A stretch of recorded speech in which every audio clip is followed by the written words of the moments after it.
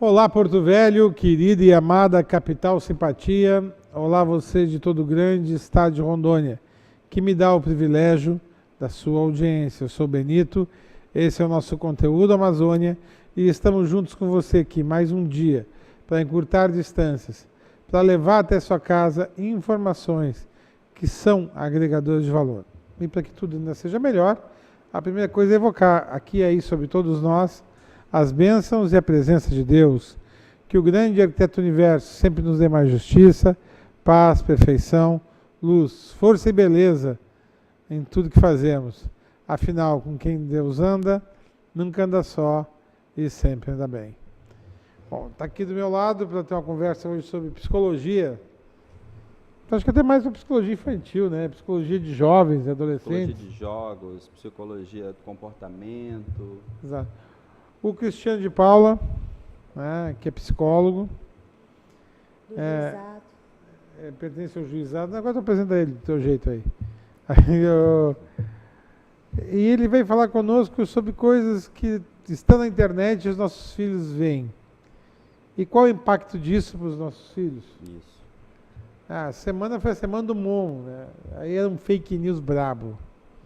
Uma boneca com corpo de pássaro, de galinha. E aí procurar e não acharam nada. Há um tempo atrás era baleia azul. Também. Agora, não quer dizer que não existam na Deep Web, lugares subterrâneos da internet, grupos que promovem o suicídio, a morte de terceiros, isso existe. Sim. Mas é sobre tudo isso que vamos falar aqui hoje. E o impacto no comportamento, da liberdade que se dá às crianças. Porque se você quer calar a boca de uma criança, você entrega um celular para ela. Né? Agora, assim, o que esperar do seu filho se ele passa mais tempo com um brinquedinho do que com o pai e com a mãe? O que esperar do seu filho, no futuro não tão distante, se ele ouve mais o youtuber do que ele ouve mais o pai e a mãe? Qual o questionamento que teremos disso? Você quer que ele tenha obediência a você, mas tira o celular da mão dele para você ver a quem que ele obedece de verdade. Você conhecer, né? Eles ficam lá vidrados ali, todo o tempo. Você lembra da sua infância? Você fazia jogos, né, lúdicos. Mas as coisas mudaram. Só que tem que saber lidar com essa modernidade. Só que se seu filho ficar mais tempo com o celular, ouvindo o youtuber do que ouvindo o pai e a mãe, isso não vai dar certo. Isso não vai dar bom. E essa é uma das bases da conversa do programa de hoje. Que bom que você está aqui, seja bem-vindo mais uma vez, tá bom, meu querido? Obrigado Benito, obrigado a todos que nos acompanham, Thaís. É sempre muito boa oportunidade, né, de falarmos sobre educação infantil, sobre comportamento, tudo aquilo que vem surgindo, né, e deixa muitos pais com muitas perguntas, né? Com certeza, Cristiano, é realmente muito bom tê-lo aqui, né? Agradeço por você ter aceito o meu convite, porque existe essa preocupação, né, nós como pais, os pais aí de casa, eu acho que também deve ter essa preocupação, porque hoje nossas crianças estão muito envolvidas nas mídias sociais, né? E, como o Benito já disse, o youtuber, ele ganha em muitos lares dos pais. Então, essa é a nossa preocupação. A vocês de casa, agradeço a oportunidade de estarmos juntos e dizendo, não esqueça de compartilhar, curtir e se inscrever na nossa rede do YouTube. Perfeito. Vou chamar a vinheta e vamos começar a trabalhar. Eudes, nossa alegre vinheta.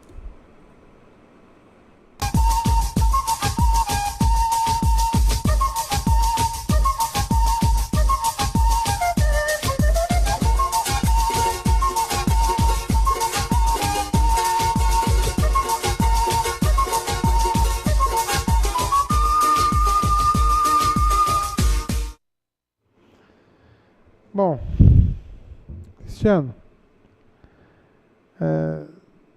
você deve lidar com todo tipo de casos, né? Você trabalha no tribunal, né? Você deve ter visto já de tudo um bocado.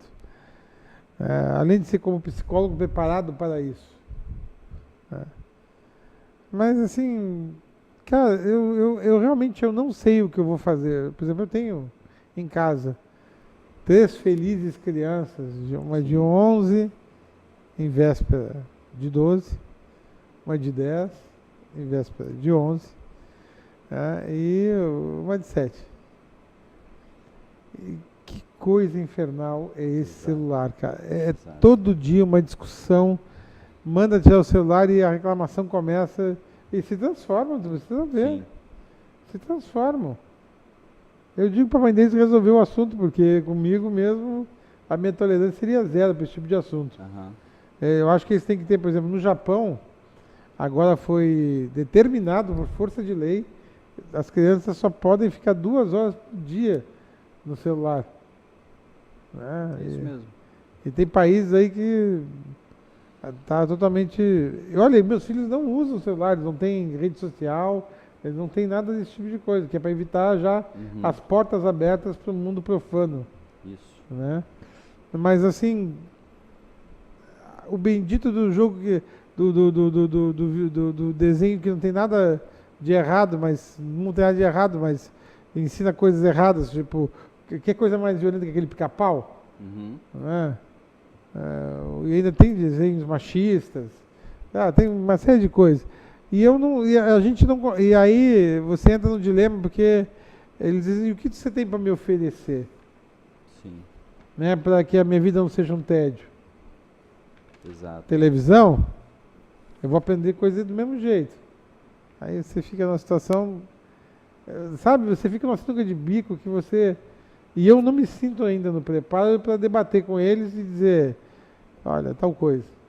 Então dou uma vassoura e vamos lavar o banheiro. O que eu tenho para fazer. Benito, basicamente a tua questão é a questão da grande maioria dos pais. Né? Os pais, eles têm, né? E aí eu me coloco também como um pai, porque eu tenho 4 guris, né? 4 rapazes em casa. Vinícius de 12, Henrique, Lucas de 9 anos, Henrique de 3 e Eduardo de 2. Pô, tem um talento para homem, bicho. São duas duplas. Então a minha responsabilidade... E, claro, eles assistem YouTube, né? Tem, né, acesso à internet e sempre uma preocupação. O que acontece? Impedir as crianças de acesso ao celular é basicamente, praticamente impossível hoje, né? E o que a gente recomenda para os pais sempre quando surge essa dúvida? Que se desenvolva nas crianças o senso crítico, né? Claro que você tem que fazer o acesso de acordo com a idade. E também o tempo de utilização do celular pelo tempo de idade. O próprio Steve Jobs, que é um dos grandes criadores aí da computação, né, da internet, ele mesmo não dá acesso, né, o Bill Gates, ele mesmo não dá acesso irrestrito aos filhos. Ele faz um controle ali e diz que os filhos primeiro vão pegar livros, para depois, né, com uma idade mais avançada, a partir daí... Eu faço também com os meus, mas eu digo, vão lá ler o livro em 2 dias e eu faço o quê? Exatamente. A dificuldade é exatamente essa, né? O que a gente oferece enquanto atrativo para essa criança? Porque as crianças hoje, elas estão muito... elas se tornam muito obsoletas ou ficam muito entediadas rapidamente. Sim. Rapidamente. Então, esse acesso ao celular é quase que instintivo hoje. Então, qual é a nossa recomendação? Que se crie, então, na criança, esse dispositivo crítico, né? Certa feita, eu estava com meu filho mais velho assistindo propaganda, né, entre um intervalo de programação infantil e outro, e aí todas as propagandas que apareciam de algum tipo de produto infantil, ele pedia para comprar. Pai, compra isso. Aí, próxima propaganda. Pai, compra isso. Próxima propaganda. Sempre solicitando, então, a compra de algum produto. Até o momento em que eu parei, perguntei para ele, e aí a gente começa a desenvolver senso crítico. Por que você quer comprar isso? Você sabe para que isso serve? Né? E aí a criança, o próprio filho, vai desenvolvendo isso. Porque se não é o celular, né, a propaganda vai aparecer na televisão, vai aparecer em outros canais, vai aparecer na escola, porque o o coleguinha vai vir com algum produto que ele não tem. Então é importante que a gente desenvolva esse senso crítico, para que as crianças elas não se tornem presas fáceis. A psicologia hoje aponta que a criança ela não tem que ser só obediente, ela tem que ser crítica. Porque se uma criança se torna obediente, quando chegar alguém para oferecer carona, ela vai ser obediente para entrar no carro. Então tem que se ter senso crítico, né? Tem que se desenvolver senso crítico. E aí, quando se desenvolve senso crítico, ela cria um filtro. E dificilmente alguém rompe esse filtro. Mesmo que seja alguém que aparentemente apresenta confiança. Ela vai, peraí, mas né, isso está certo? Né? Será que isso não está errado? E isso é muito bom para as crianças. Né? O questionar, né? Exato. Eu tenho reparado, e isso também acontece em casa, quando eles passam muito tempo, né, nesses programas, nesses youtubers, eles chegam a mudar de comportamento, às vezes assim, são até meio agressivos, porque respondem, mãe, espera um pouco, de novo, pai, né? Então, eles mudam, e quando você tira o aparelho deles, eles voltam, eles começam a entrar no clima da casa de novo, né? Uhum. E aí a gente, né, outro dia a gente estava conversando, né, eu fico imaginando, se os nossos estão nesse, né, e mesmo controlando, eu fico imaginando, e essas crianças onde os pais não têm tempo mesmo de não ficar com eles, não tem a presença dos pais, né? Às vezes ficam com os avós, e os avós também têm já uma certa idade, e acaba cedendo até uma chantagem do neto, porque as crianças são espertas, né? E aí, você fala assim, e o carinho, e o respeito, o amor ao próximo, onde fica tudo isso, né? Então, é uma preocupação que eu acho que não é só minha, mas de muitas mães, sem né? dúvida. Na sociedade. O que a gente percebe é que cada vez mais assim, esse processo de terceirização da educação tem acontecido. E os mecanismos eletrônicos, os meios eletrônicos têm sido mais utilizados a cada dia. Justamente porque os pais não têm tempo para estar com os filhos.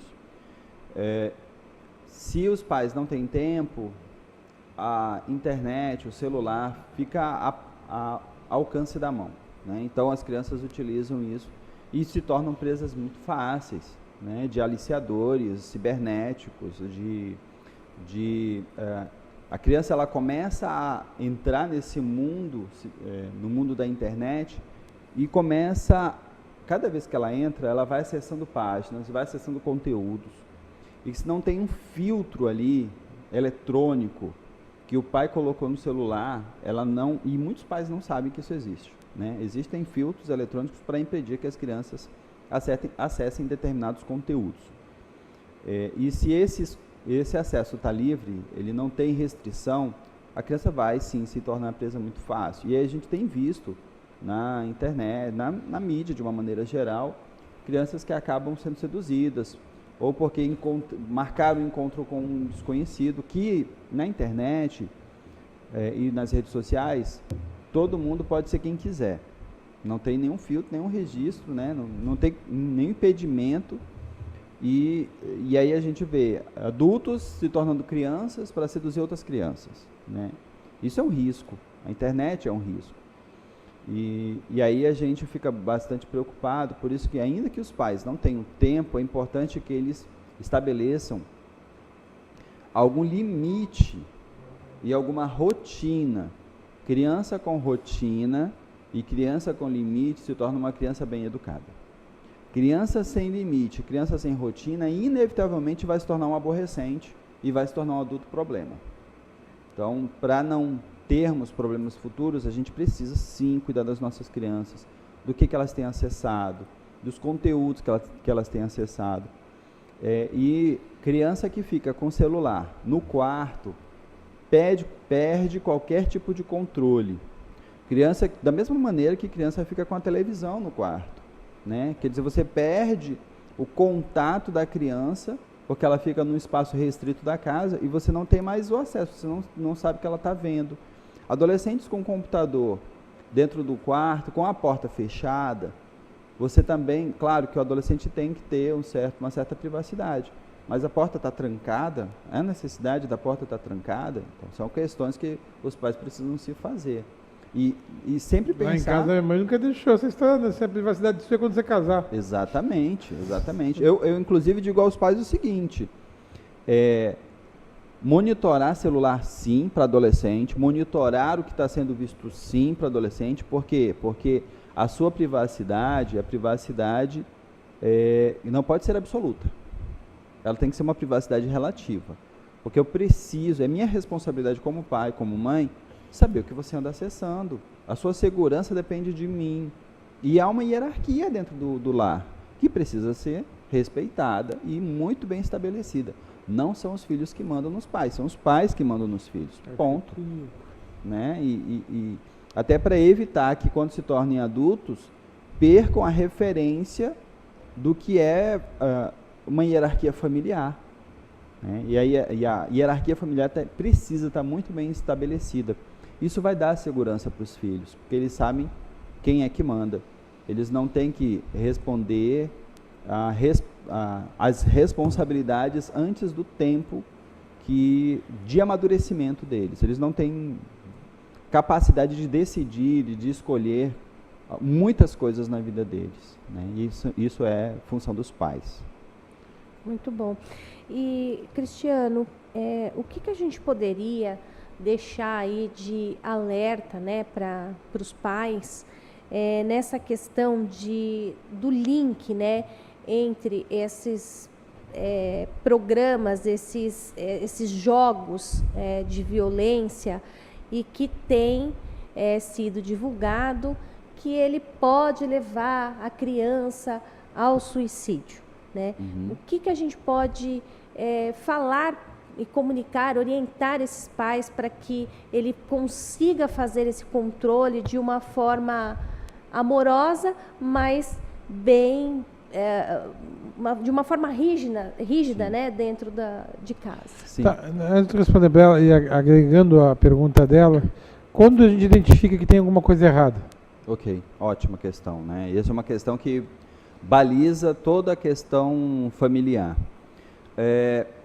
Sempre que surge alguma coisa, por exemplo, a gente viu recentemente, né, em Suzano, a escola que foi atacada, né, por ex-alunos, né, adulto e adolescente, aí combinados, e estavam tendo acesso a jogos eletrônicos de violência, de conteúdo violento, que é o Free Fire. O que acontece? Sempre que isso surge a discussão se os jogos eletrônicos influenciam ou não influenciam o comportamento, e a resposta é sim e não. Como? Os conteúdos de jogos eletrônicos violentos, eles podem conduzir o comportamento humano, sim. Quando? Quando esse comportamento humano tem algum tipo de transtorno, ou início de transtorno, ou algum conflito interno no sujeito, e aí esses jogos eletrônicos ganham força dentro da subjetividade desse sujeito. A gente está falando de alguém que tem uma estrutura familiar, né, que vem de uma história familiar de conflito, ou uma história familiar traumática, que apresenta desde já, né, e aí entrando nos sinais, o isolamento social, alguém que não se relaciona nem no ambiente familiar e nem no ambiente social, alguém que apresenta comportamentos de fúria, que a gente chama de transtorno explosivo intermitente, comportamentos de fúria, a gente fala que o comportamento, a resposta tem que ser de acordo com o estímulo. Vamos imaginar uma situação em que a criança foi pegar foi beber água e pegou a garrafa caiu no chão, e aí ele chutou a garrafa, chutou a cadeira, quebrou o prato, então está desproporcional ao acontecimento, ao estímulo, né? E isso é um ataque de fúria, que para muitos, ele perdeu a paciência. Não, é um ataque de fúria. Né? E isso precisa ser visto. Se isso acontece de maneira frequente, então a gente está com algum indicativo de que há um problema a nível comportamental e a um nível subjetivo.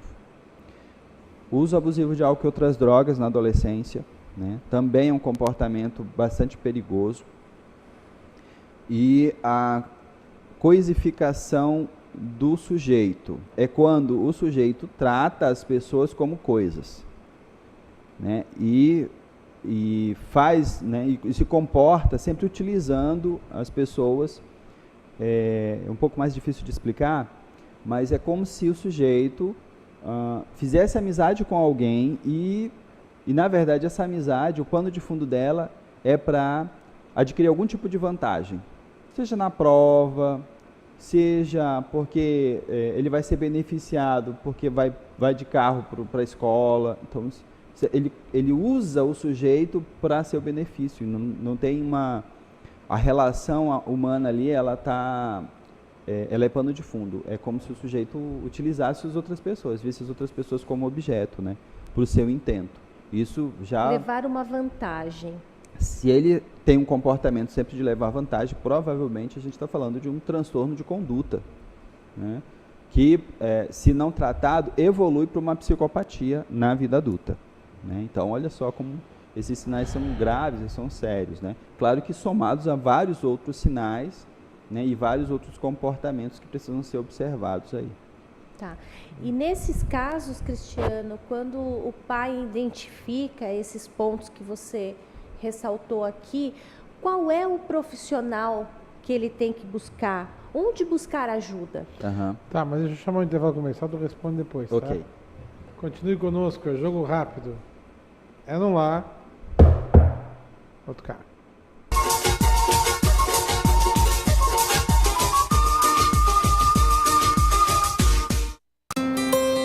Você nunca ficou preso às fronteiras e sempre quis mais. A sabedoria sempre foi importante para você e o conhecimento nunca esteve tão próximo. Com São Lucas, sua formação te deixa muito mais perto das suas conquistas, mas é você que está no controle. Qualidade do ensino São Lucas, disponível em todo o Brasil. Inscreva-se no vestibular São Lucas. A marca do conhecimento, agora sem limites. A Fonoaudiocenter atende crianças até ao idoso, realizando avaliação audiológica completa, teste da orelhinha, teste da linguinha, avaliação em terapia fonoaudiológica nas áreas de voz, motricidade orofacial, fala, audição, linguagem oral e escrita, e também dá apoio àquelas crianças que estão em processo de alfabetização ou que estão em dificuldade de ser alfabetizados pelo método das boquinhas. Agende uma avaliação, venha nos visitar. Com a Portaria.com, você dispensa o uso das chaves ou tag e permite ao morador ter acesso rápido e seguro ao seu condomínio. Através do QR Code, moradores, colaboradores e prestadores de serviço otimizam sua entrada e saída com muito mais segurança. Penetras nunca mais. Com o sistema Portaria.com, pessoas indesejadas ou não convidadas ficam de fora das suas festas e confraternizações. Você envia o QR Code para cada convidado, permitindo a entrada somente de quem você quiser. QR Code Portaria.com. A segurança em evolução. O melhor sistema de portaria remota do país, já em Porto Velho. Mais segurança e agilidade para o seu condomínio.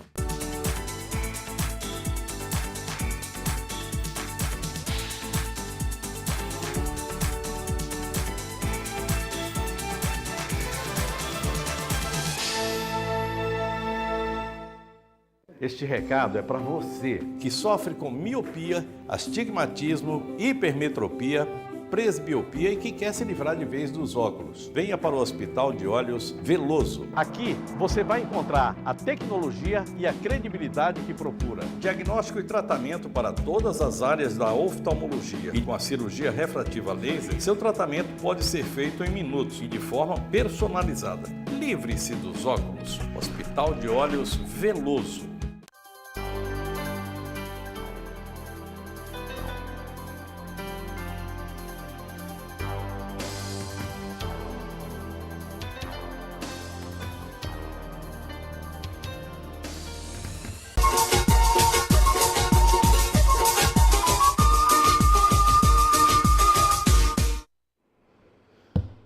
Thaís, repita a pergunta para o meu querido psicólogo.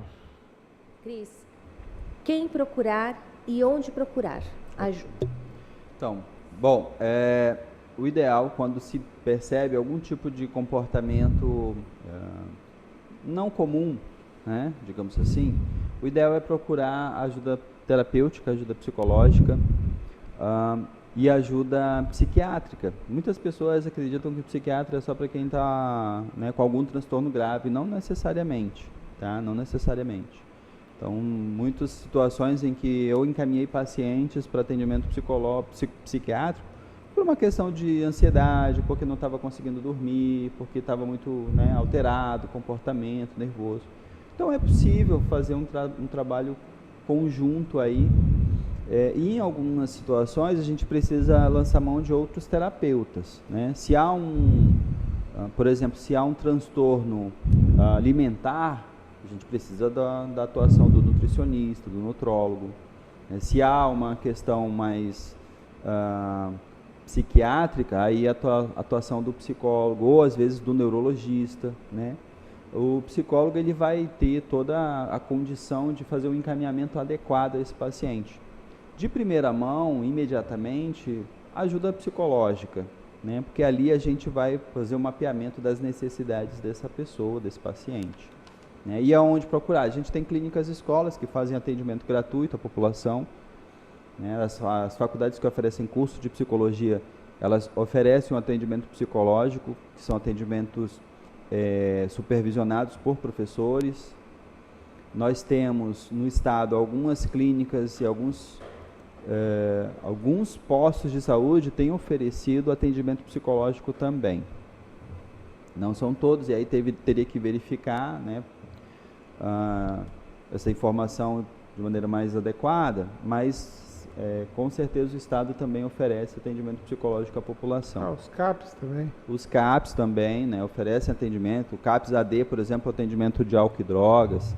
Os CAPs convencionais à população, enfim, né, existe possibilidade de atender essas pessoas e de orientar também. Muito bom. Então fica a dica aí para as nossas mamães e papais, né? Lembrando aqui, reforçando o que o Cristiano disse, isolamento social, o ataque de fúria, o uso abusivo de álcool e drogas, né?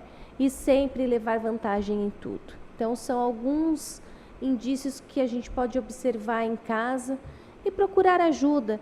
Ele citou alguns lugares, gostaria também de deixar aqui que temos ONGs hoje aqui no município de Porto Velho, uma bem atuante, a Filhas do Boto Nunca Mais, que faz esse trabalho junto à sociedade sem cobrar, né? Então procure ajuda, não deixe para depois, né? Vamos tentar resolver antes, que quando a gente procura ajuda antecipada, a gente tem um resultado positivo e mais eficiente.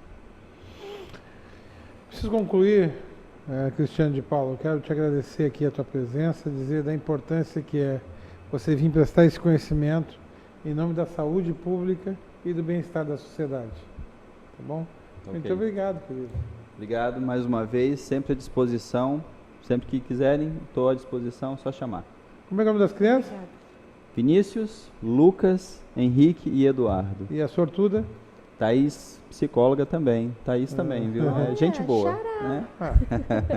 Tá certo. Thaís, dá tchau para ele que vamos encerrar. Cris, muito obrigada pela sua presença. Agradeço aí todo o teu trabalho junto ao Juizado de Violência, né? Aproveitando e mandar um grande abraço para o doutor Álvaro Félix, que trabalha no Juizado, que tem feito um excelente trabalho, sempre em prol das mulheres, e isso é muito importante. E com certeza, unindo forças, conseguiremos algo melhor, um futuro melhor. A vocês de casa, muito obrigada e até a próxima. E por hoje é só, pessoal. Que o grande arquiteto universo continue descobrindo a todos com sua luz, sua vida, seu amor. E eu te encontro aqui com certeza no próximo programa. Foi um privilégio ter estado com vocês. Até lá.